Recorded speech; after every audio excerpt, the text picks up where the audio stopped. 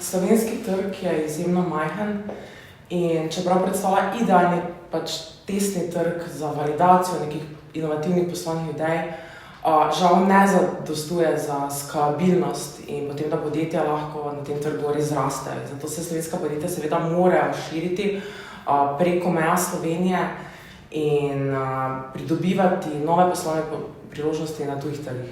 In tega se na skladu zelo dobro zavedamo in zato smo se že pred leti odločili, da poleg nekih klasičnih pospeševalniških programov začnemo delati tudi na čezmejnih pospeševalniških programih. Zdaj, sam trg ZDA mogoče res ni tisti trg, na katerega slovenska podjetja najprej štartajo. Zdaj, najbolj zanimivi trgi za slovenska startup podjetja so zagotovo sosednji trgi, od sosednjih držav do drugih držav članic.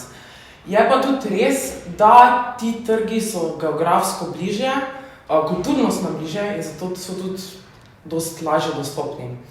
In že naše startup ekosistem, naši inkubatorji, pospeševalniki, tehnološki parki so z temi bližnjimi trgi zelo dobro povezani, tako da je vstop na te trge lažji. Zato se mi na skladu predvsem osredotočamo na neke daljne trge, ki so mogoče za sama podjetja, da sama pristopijo na ta trg, težje dostopni. In en izmed teh trgov je zagotovo trg Združenih držav Amerike.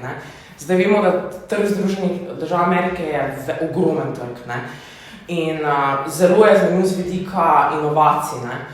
Je en izmed najbolj inovativno intenzivnih trgov, tehnološko intenzivnih trgov in enkrat, ko podjetja stopi na eno lokacijo, če tam uspe, se lahko zelo hitro širi. Velik trg je, kot že omenjeno, kjer podjetja lahko spoznajo mnoge investitorje, dobavitelje, potencialne partnerje in se na ta način širijo svojo mrežo.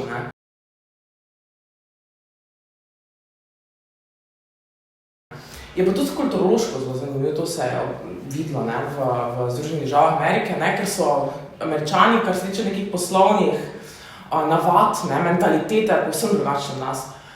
Zelo so nagnjeni k tveganju, kar Slovenci nismo, in v bistvu pri njih pomeni, da moraš večkrat propasti, da lahko prav zares uspeš.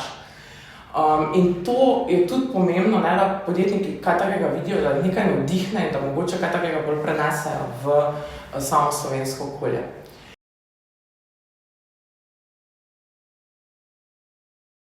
Zdaj, sam obisk Austina pa je bil dragocen predvsem zato, ker so podjetja dobila tam zelo poglobljen vpogled v tamkajšnji startup ekosistem, ki je zadnja leta postaja v bistvu en izmed vodilnih in najbolj dinamičnih startup ekosistemov v Združenih državah Amerike in pa mogoče celo na svetu. In sam program, zasnova programa je bila takšna, da je vključevala ogromno networking, mreženjskih dogodkov, na katerih so lahko potem podjetja navezala neke stike z potencialnimi poslovnimi partnerji, investitorji in tako naprej.